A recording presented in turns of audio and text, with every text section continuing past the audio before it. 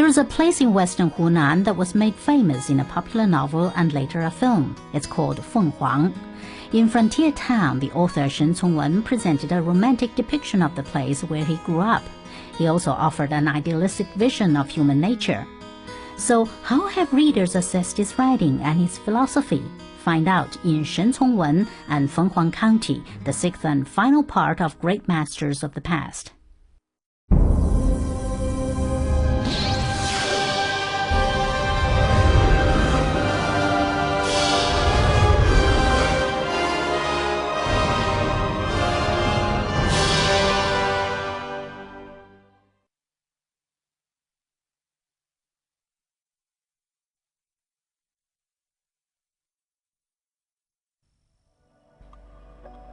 The county of Fenghuang occupies the southwestern corner of Jiangxi Tujia and the Miao Autonomous Prefecture at the western edge of Hunan Province. To the east is Luxi County, to the north is Jishou City and Huayuan County, and to the west is the Songtao Miao Autonomous County in Guizhou Province.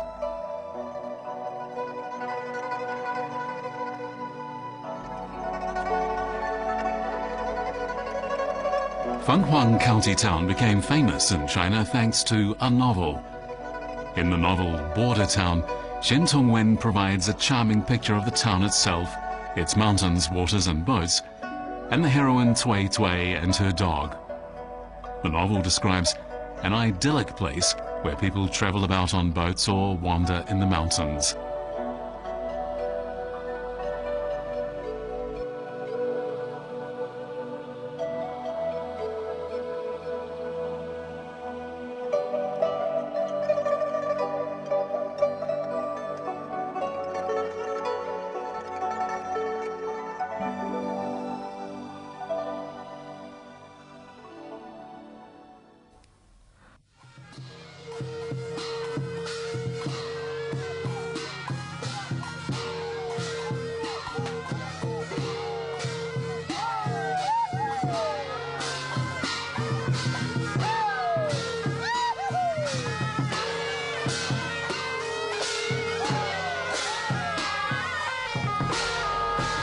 Congwen based his novel on the scenery and folklore of his hometown.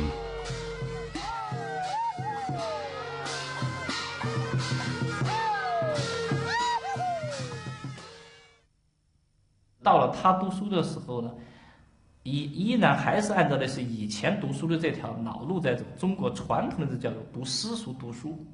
然而沈从文偏偏就是一个可能从小出身行务家庭有关，却有着天生的叛逆性格，在读书这个期间基本上也是经常逃学，学校也管不住，家庭管教起来也困难，可能也许正是由于他这些野性，为他后来的文学创作提供了一种很好的一种契机。他家乡的这一个偏僻地域，山明水秀，又加上文化比较封闭的这样一个地方，又为他的文学创作带来了很好的营养。 The rural area where Shen Congwen grew up was saturated with tradition. In the 1930s, the unique location and folklore, the natural environment, and the close kinship among the ethnic Miao people provided the cultural foundation for Shen Congwen's novels.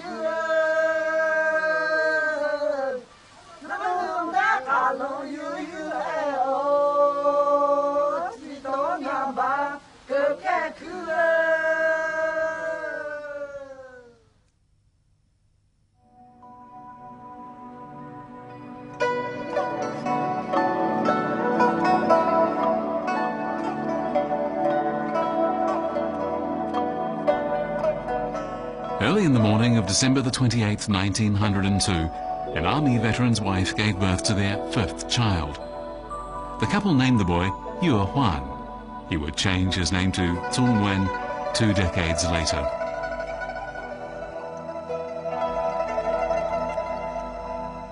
This type of house, divided into front and rear parts, is common in South China. A red stone paved courtyard is surrounded by 11 rooms. The wooden upper structure is joined by corbels to the top of the brick walls. The floral carvings on the windows and doors give the structure something of an archaic air. The entire design is dominated by the type of architectural features that were popular in western Hunan province during the Ming and Qing dynasties. Shen spent his childhood in this house, but his constant truancy meant his parents had to transfer him regularly from one school to another.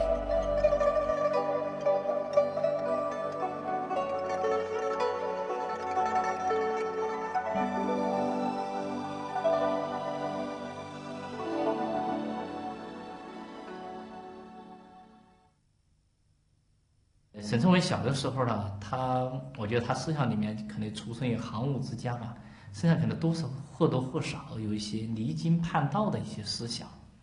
比如小时候一上学，他就总是喜欢把一些书放在书篮子里面，放到土地庙里，而经常跟小伙伴们呢去逃到大自然中去，或者去游玩，或者在河里去捉鱼在树上去逮鸟等等等等。高校毕业过后呢，就按照当地的习俗，征得家里同意，他就去当兵了，当地方兵。那么在参军这个过程中，依然还是流连于山水之间，青睐于大自然之中。所以说这些东西都对他的后来的文学创作提供了很丰富的养料。As a boy, Shen Congwen was very independent. He disliked formal schooling and preferred instead to discover things for himself. He loved nothing better than to enjoy the natural scenery around him, observe the lives of the local people, and find out why they often fought among themselves. But still, even while enjoying nature, Shen Congwen was haunted by a sense of the helplessness and heaviness of life. Shen Congwen's home village lies in the Yuanjiang Valley, at the point where 4 provinces meet: Hunan, Sichuan, Hubei, and Guizhou. This was a place where several ethnic minority groups, including the Tujia, Miao, and Dong, lived in compact communities amid stunning natural scenery. In the past, the inhabitants of this region were regarded as barbarians in other parts of China, but Shen Congwen depicted them as people who lived in harmony with nature, satisfied with what others might have considered a rather poor life. He wrote, "You appreciate the eloquence of my words, but neglect the passion hidden in them. You appreciate the simplicity of my words, but neglect the pain and sadness hidden in them." Living in this wild border region, Shen Congwen often felt lonely, but he was born with the stubborn and occasionally unruly character of the Miao people, and this character is discernible in many of his literary works. 他小时候这段生活，以及包括他后来在小学毕业过后，按照当地的一些习俗去当了兵，那么辗转了好些地方，其实这些他也依然生活在一个大自然这部书里面，说这些都对他后来的文学创作无疑产生了很深刻的影响。所以这也就是他对为什么他的作品里面始终都离不开他故乡的那一域山和水，那里的人，这样也就形成了沈从文小说的独特的一种文化背景，那就湘西地域小说。The There is a place in western Hunan that was made famous in a popular novel and later a film. It's called Fenghuang. In Frontier Town, the author Shen presented a romantic depiction of the place where he grew up. He also offered an idealistic vision of human nature. So, how have readers assessed his writing and his philosophy? Find out in Shen and Fenghuang County, the sixth and final part of Great Masters of the Past. Shen Congwen was just 14 when he joined the army. He served for 4 years, travelling extensively and witnessing firsthand the radical changes in society as warlords fought one another and political factions attempted to overthrow one another. He also witnessed the suppression of the Miao people, which was particularly brutal. The smoking of opium was commonplace at the time. In his article, Tang Huishang Hall, Past and Present, Shen Congwen wrote, "The bridge piers reminded me of that pot of poppy flowers, the 10 opium dens and the 3 shops selling smoking sets." His world outlook and his outlook on life in general were initially shaped at a time of constant warfare. He said, "The Chu blood in my veins predestined my life to be a tragic one, but that tragic life fostered in me an unyielding personality and a strong desire to achieve something." One of Shen Congwen's guiding principles in life was treat people and the land with genuine love.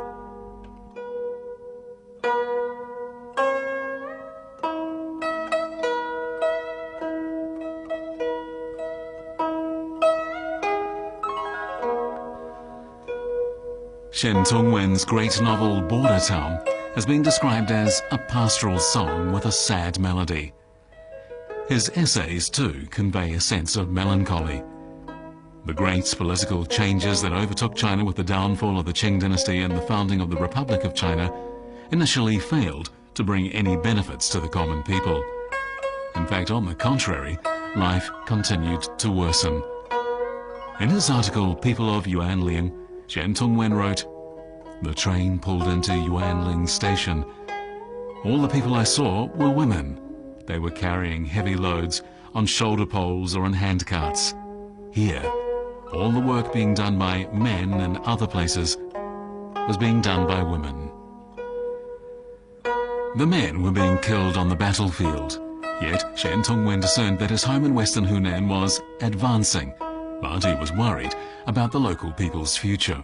He wrote, "By what means can we make them fear tomorrow, give up their old concepts of letting nature take its course, and build up their courage to live in the kind of spirit they display in their dragon boat races?"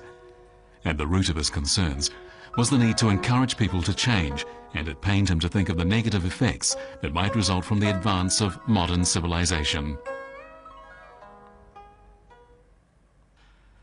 2,500 years ago, at the time of the spring and autumn period, the area that is today Fenghuang County was part of the state of Chu. Over the following centuries, it was placed under the jurisdiction of first Jianzhong and then Wuling Prefecture, and its name was changed to Qianyang County. Fenghuang County has stunningly beautiful mountains, forests, rivers, and limestone caves. In ancient times, however, this pleasant place was a key strategic, political and military area. Today, the county's well-known scenic spots are complemented by a number of sites of historical significance. The local population is made up of several minority ethnic groups, including the Tujia, Miao and Dong. Living in compact communities deep among the mountains, their languages and food are quite unlike those of people living in other parts of China.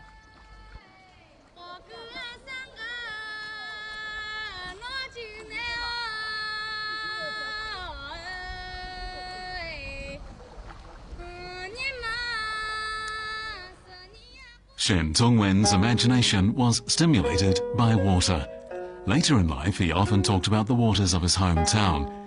He joined the army when he was only 14 years old, and over the next few years, he travelled with his unit throughout the Yuanjiang River Valley. Writing about the river near his home village, he said, "I lived by that river for 5 years. I saw it every day. When I travelled somewhere far away, I would spend the night at a bridge or a dock. Even my memories of the sad or happy events of those years are soaked in water.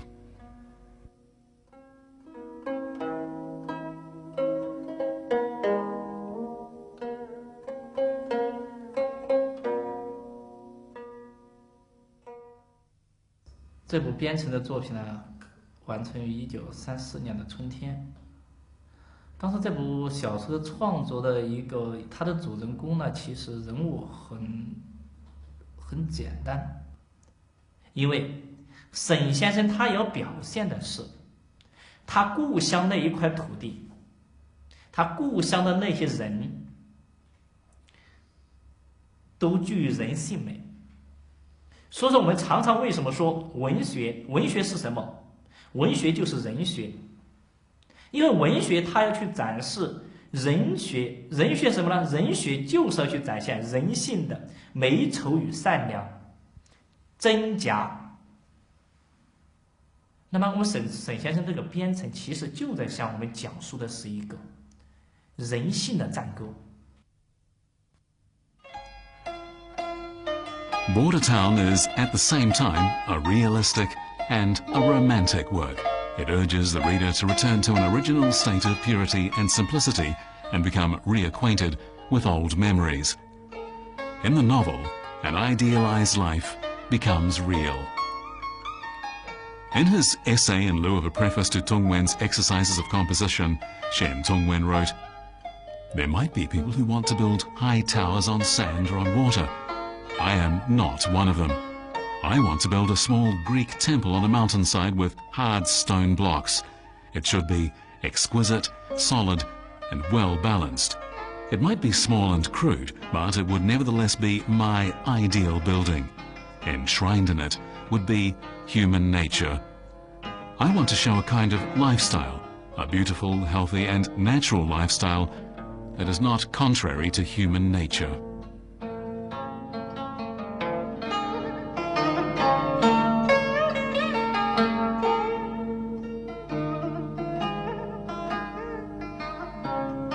Shen derived inspiration and wisdom from the local rivers, the Yuanjiang, Chenhe, and Tuojiang. The people he encountered along the rivers became the models on which his characters were based. The boatmen, the prostitutes, the soldiers and country girls eloping together, the women innkeepers and the tramps. They bring a strong regional flavor to his work. 可以说他的作品中的人物三教九流、无一不包，兵匪是吧？妓女等等等等，就是这些下层的人物，在沈先生的作品之中，他都具有人性美的一面，都具有真情，都具有善良。所以说，沈从文先生现在的作品越来越被我们现代人怎么样？所热读、所拜读，也就在这里。它向我们的展示了一种文学的一种崇高的一种价值。There is a place in western Hunan that was made famous in a popular novel and later a film. It's called Fenghuang. In Frontier Town, the author Shen presented a romantic depiction of the place where he grew up. He also offered an idealistic vision of human nature. So, how have readers assessed his writing and his philosophy? Find out in Shen and Fenghuang County, the sixth and final part of Great Masters of the Past. Shen led an eventful life, but it was a life run through with devotion to his principles. Sometimes history can be complicated, and it can be difficult to tell between right and wrong, noble and base, wise and foolish, sage and scoundrel. The great poet Chu Yuan, a minister of Chu who wrote the classic elegy Encountering Sorrow, in his despair at events threw himself into the Miluo River and drowned.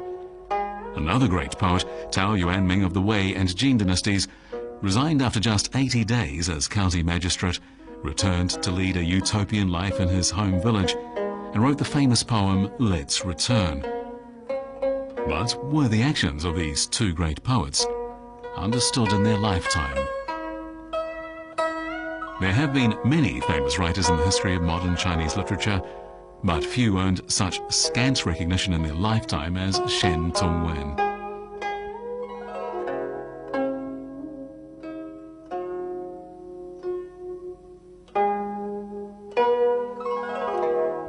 Shen Congwen came from a backward and isolated rural village in western Hunan province.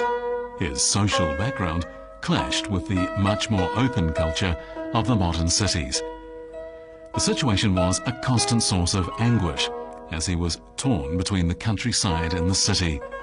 He felt depressed living in the city and tried to release his frustration by writing about the pleasant surroundings of his home village. This comparison of urban and rural life cultivated in him a profound affection for his hometown in western Hunan, a place which he described as filled with primitive mystery and fear, and where barbarism and beauty are fused.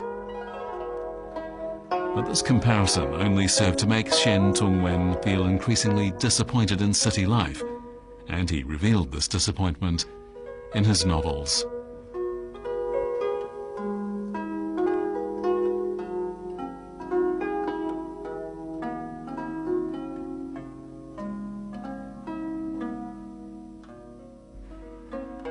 Shen Congwen wrote, "I have left that river, but most of the stories I have written are related to it.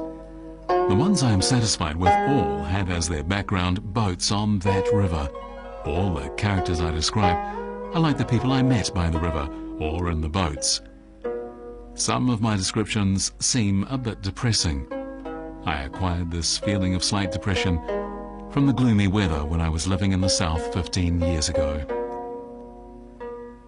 In his novel Border Town, Shen Congwen revealed extraordinary beauty through ordinary people, their ordinary dreams, and the ordinary events in their lives.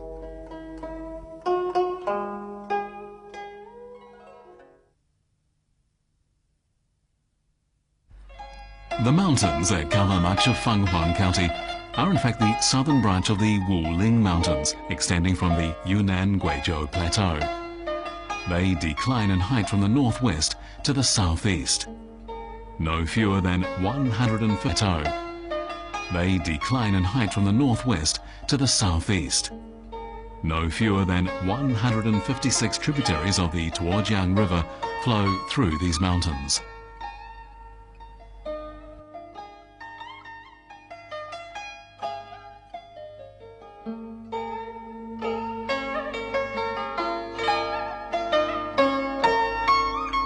Shen Congwen cherished a profound, even devout love for his hometown. Everything in western Hunan was dear to him. He wrote, "I was moved by the sunshine on the hilltop after noon, and by the pebbles of various colors, like chess pieces, beneath the water. The morning sun dyed the hills on the riverbanks light green. The hills and water were as beautiful as those at West Lake. The stream meandered along with water so clear and shallow. The pebbles and sand in the stream were spotlessly clean through long years of washing. The mountain peaks vied to be the most beautiful. The trees were so luxuriant, their color was almost blue. Indeed, the color defied description. The woods at the foot of the hill looked like well-laid-out houses. There was a stretch of water at the wooded river bend and a long bridge, all shrouded in mist. Fragrant grass and mountain flowers were everywhere." In this vivid description, Shen Congwen presents a scene that is tranquil, simple, elegant, and harmonious. For 40 years, Shen Congwen and his writing were forgotten. Today, though, there's been a revival of interest. When Shen Congwen was alive, there was widespread skepticism about the value of his works. Many people even dismissed them as unworthy of notice. Shortly before his death, Shen Congwen even said to his students Wang Zhangqi and Lin Jinlan, "I have nothing to say to this world." 沈先生应该说来，在很长一段时间，基本就没有去进行文学创作了。尤其57年以后，可能基本上完完全全就停止了文学创作。